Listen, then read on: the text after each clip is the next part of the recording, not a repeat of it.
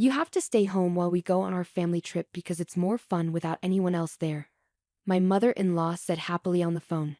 I might bring you back a souvenir if I remember. I was supposed to go on this trip with my in-laws and my husband, but now they were leaving me behind. Ever since I married her son, my mother-in-law, who really loves him, never misses a chance to say something mean or bother me. Staying home might be a problem, I said back, but my mother-in-law just laughed like she was making fun of me. Is it a problem for you? Just think of it as punishment for not doing what I say. Then she hung up. It's not a problem for me, it's a problem for you guys, right? My name is Jessica, and I'm 30 years old. I do housework and work part-time at the local supermarket. It's been 3 years since I married my husband, Mike, who used to work with me. Even though we worked in different parts of the company, we talked a lot before we started dating. What really brought Mike and me closer together was a party at the end of the year at our office. It was a big gathering with people from different departments. Luckily, I ended up sitting next to Mike. Since we were already friends, we talked easily. At one point, Mike had to leave for the restroom and I was left alone. That's when a boss from another department, who had been drinking a lot, started bothering me, trying to get me to drink more. I didn't know what to do because he was a boss I didn't know well. Just when I was feeling uncomfortable, Mike came back. He saw what was happening and calmly took the boss away to another table. When Mike came back to our table, he asked if I was okay and joked about how the boss couldn't handle his alcohol. That's when I started seeing Mike in a new way, and I confessed that I had feelings for him. That's how our relationship started. Things went smoothly from there, and we got married 3 years ago. Even though we don't have kids yet, our marriage is strong and happy. Even though Mike and I are happily married, there's one big problem. My mother-in-law, who we're currently living with. When we first got married, we had our own apartment, but there was a fire in the building next to ours, and our place got flooded with water from the firefighting efforts. We had to leave because our apartment wasn't safe to live in anymore. We didn't know where to go, but Mike's mom offered for us to stay with them. We were thankful for the help and moved in with them. But things got difficult after we moved in. My mother-in-law, who already made mean comments sometimes because she loves Mike a lot, started nagging me more often. One weekend, for example, I had finished all the chores and was relaxing with a cup of coffee in the living room. When my mother-in-law came home, she started bustling around the house. Then she came up to me and said, "Jessica, you're not cleaning properly. You need to spend more time on it, and be thankful for your hard-working husband. As his wife, it's your job to support him. I can't believe you can't even do that much. If you're not happy, then you should leave right now." Honestly, I felt frustrated thinking, here we go again. My mother-in-law constantly criticized me, and it seemed like it happened almost every day. I figured the only reason she agreed to let us stay with them was because she wanted to be close to her son, Mike, again. My presence as his wife probably just annoyed her. "Mom, please don't be so hard on Jessica," Mike stepped in. "But there's some truth to what you're saying. Even though she works part-time, she shouldn't slack off on chores." Mike often took his mom's side, which sometimes made me wish he'd support me more as his wife. I never meant to neglect the housework. Even though I work 4 days a week, I always make sure to take care of our home and family of 4, even when I'm not feeling well. On the other hand, my mother-in-law, who's a homemaker, spends most of her time going out and having fun. Since we live in her house, I couldn't complain openly. I just try to be patient in this uncomfortable situation. Then one day, something unexpected happened. Mike suggested that we go on a trip, just the two of us. "Why don't we go to a spa resort next month? The busy season at work is over and I need to use up some of my annual leave. I thought it would be nice for us to relax somewhere." A spa sounds amazing. I haven't scheduled any work shifts for next month yet, so I can take time off, I told Mike. After talking it over, we decided to go on a 2-day spa trip in the middle of next month. Since we planned to go during the week, we expected to have a peaceful and unhurried time together.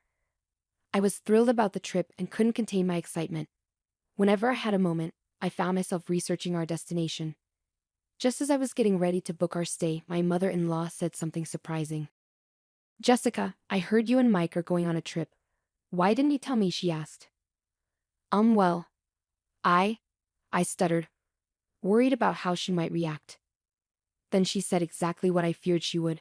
"Next month is my husband's and my anniversary. I was thinking of celebrating with a family trip. A fancy hotel would be nice." I really didn't want to go on a trip with my mother-in-law. Mike and I were planning on going by ourselves this time. How about we all go together next time? I suggested, hoping to compromise. But my mother-in-law wasn't having it. It won't be the same if it's not this time. It's our anniversary celebration. Just as I was about to respond, Mike walked in from work. Welcome home, Mike. We were just talking about the trip, my mother-in-law said enthusiastically. Oh, I'm excited, Mike said, seeming to agree with his mom. I wondered how she found out about the trip, but it seemed like Mike might have told her. Mike noticed my look and seemed a bit uneasy. Mom's really excited, so let's postpone our trip for another time. It'll be more fun if we all go together, Mike suggested. With Mike and his dad agreeing, I couldn't refuse going on the trip with all of us. Okay, next time of just BS, I promise, Mike said, looking relieved when I reluctantly agreed. Even though I wasn't happy about how the trip turned out, there wasn't much I could do about it now. At least I decided I'd be the one to pick the places we visit and the food we try. So I took charge of booking hotels and planning our sightseeing. Then came the day of the trip. I had packed everything the day before, so the plan was to wake up an hour before leaving, enjoy breakfast, and then head out. When my alarm went off, I stretched and called out for Mike, noticing he wasn't beside me. Then it hit me, he wasn't anywhere in the house. Could it be? I dialed Mike's cell phone, but there was no answer. When I called my mother-in-law's phone, she picked up right away. Oh, Jessica dear, what's up? Mike can't talk right now because he's driving. Where are you guys? I asked, feeling a sinking sensation. My mother-in-law responded casually, isn't it obvious? We're on a family vacation. It wouldn't be a proper family trip with an outsider like you, so you'll have to stay home. Maybe we'll bring you back a souvenir if we remember. I could hear the triumph in her voice. Stay at home? That's going to be a problem, I told my mother-in-law, but she just laughed mockingly. Oh, is it a problem for you? Just see it as punishment for not doing what I say. Then she hung up abruptly. I covered my face with my hands and shook my shoulders, but instead of crying, I burst out laughing. Well, they better enjoy their trip. They'll regret leaving me behind. I quickly went online and booked a nice hotel in the tourist spot we were supposed to visit today. Then I made a reservation at a restaurant where I could enjoy a delicious dinner, just for myself. After quickly getting ready and having breakfast, I felt ready to have some fun. All right, time for a good time, I said to myself as I grabbed my luggage and hopped on the train. I had done a lot of research on different tourist spots, and I was determined to have a vacation. It's a small tourist spot, so I might bump into Mike and my in-laws, but I don't care. They're the ones who messed up. I thought as the train approached our destination. From now on, I'm going to forget about my mother-in-law and Mike and just enjoy myself, I decided as I stepped off the train. I visited a cute boutique, had tea at a trendy cafe, and chatted with locals, thoroughly enjoying my solo adventure. As the day turned into night, it was time to check into the hotel I had booked, one of the top luxury hotels in the area. I felt like I needed to do something drastic like this to rejuvenate myself. As I walked towards the hotel's check-in counter, I heard a woman's voice causing a scene. Why can't we stay here? We're willing to pay. When I looked closer, I realized it was my mother-in-law causing the disturbance. Of course, they wouldn't be allowed to stay there because this wasn't the hotel I had booked for the four of us. From a safe distance, I saw Mike spotting me and calling out, Hey Jessica, what's going on? We couldn't stay at the hotel you booked, so we have to find another one, but they're full. He came towards me, looking a bit angry, followed by my mother-in-law who seemed furious. Well, that's what happens when the person who booked the hotel isn't here to check in. It's a security rule. I did warn you, I said calmly. At that moment, they seemed to realize their mistake and exchanged surprised glances. Just as they were about to cause more trouble, hotel staff rushed over. It was quite funny to watch my mother-in-law being escorted out of the hotel, gently but firmly, by the staff. Remember this, we will stay in a place far more luxurious than this hotel, my mother-in-law exclaimed before she and Mike left. Feeling somewhat relieved, I proceeded with my check-in, leaving them without accommodation. Once I completed the check-in process, I was shown to my room. The clean and luxurious decor made me feel like I was in a dream. After settling my luggage, I decided to explore the hotel. After wandering around for a bit, I returned to the lobby. More guests were arriving. I sat on the sofa and zoned out for a while when two young women sat down next to me. They seemed excited, chatting about their impressions of the hotel. Their conversation quickly turned interesting. "Hey, did you hear about that hotel near the station? There's a really creepy rumor about it. They say if you stay in a second-floor room, you start hearing things that aren't there, and your stuff gets stolen. And even worse, there was a case where someone died, and nobody knows who did it. We're so lucky we're staying here, right? Do you think it's true? But why hasn't anyone been arrested? I mean, wouldn't you call the police if something like that happened? Well, there are rumors that even the hotel staff might be involved. It's so scary. What a dangerous place." When I checked the time, I realized it was almost time for my dinner reservation. I quickly got up and hurried to the restaurant. Ah, the meal was so satisfying. After dinner, I returned to the hotel, took a relaxing bath, changed into my pajamas, and settled in to watch TV. That's when my phone rang. "Hello. We found a hotel to stay in, and it's really nice. It's a shame you're not here with us. But don't worry, we'll enjoy it twice as much for you," my mother-in-law said cheerfully. "Oh, is that so? Well, you're lucky to find a place at the last minute," I replied casually. "Isn't it? It's quiet and relaxing here because there aren't many other guests around.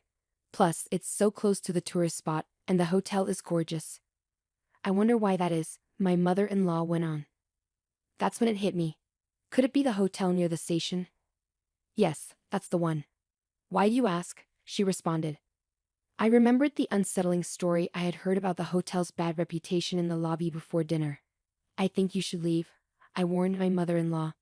But she just laughed off my concern. "Are you jealous that we found a nice place to stay? Well then, too bad for you. Bye." Once again, my mother-in-law ended the call without giving me a chance to respond. I didn't bother calling her back. I had given my advice, and that was enough. I switched off my phone. I didn't want my relaxation to be interrupted any further. I spent the rest of the evening leisurely and drifted off into a peaceful sleep. The next day, after checking out of the hotel, I visited the tourist spots I had missed the day before. I returned home as the sun was setting, feeling content. As I approached the house, I noticed light leaking out from the windows, indicating that the three of them had already returned home. "I'm back." I announced my arrival in my usual tone as I opened the door. As I entered the living room, all three of them started talking at once, creating a commotion. I was taken aback but managed to calm them down. Then my mother-in-law began recounting the incident from the previous night.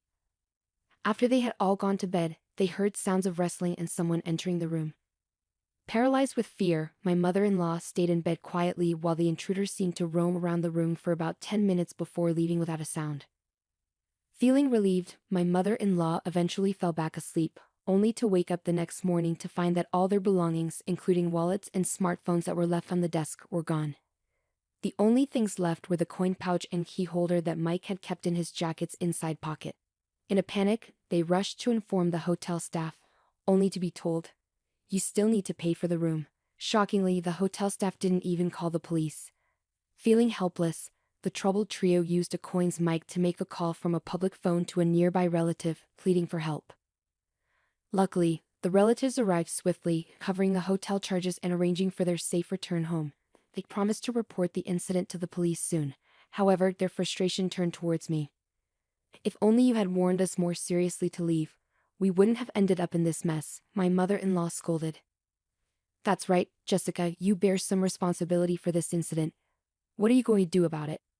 Mike added, joining in with his mother's scolding. But if my in-laws hadn't left me behind to go on their trip, none of this would have happened in the first place. "I did warn you, didn't I?" I responded honestly. Mike's face went pale. "Shut up. You're just the wife. Don't get cheeky. We're getting a divorce. I can't put up with you anymore." I was stunned into silence. I quietly went to our bedroom, retrieved something from the cabinet, and returned to the living room to show it to Mike. "Divorce? Fine by me. I don't need a husband who won't stand up for his mistreated wife," I declared firmly. Mike's face went pale. What I had brought out were the divorce papers I had asked a lawyer to prepare. I had been getting ready for this possibility. "Maybe we should take some time to think about it," Mike stammered, but my mother-in-law saw an opportunity to push Mike towards the divorce. You should just get rid of such a terrible wife now. Your mom will find you someone better, he urged. Unable to go against his mother's wishes, Mike eventually agreed to the divorce. Well then, goodbye. Please enjoy your life with your beloved family, he said, breaking down. Ignoring Mike's emotional state, I left the house. Later, through my lawyer, I submitted the divorce papers, and the divorce was finalized. Despite Mike's attempts to reconcile, I ignored them all. Meanwhile, my mother-in-law, who had succeeded in getting rid of me, seemed happy for a while, but her joy didn't last long. The news of the divorce and the end of their living together spread throughout the neighborhood, and people who enjoyed gossiping quickly connected it to my mother-in-law's mistreatment of me, revealing her unpleasant nature. She began to face judgmental stares from those around her, and it seemed that finding a new wife for Mike was no longer a priority. I returned to my hometown and was able to find a new job thanks to a friend's recommendation.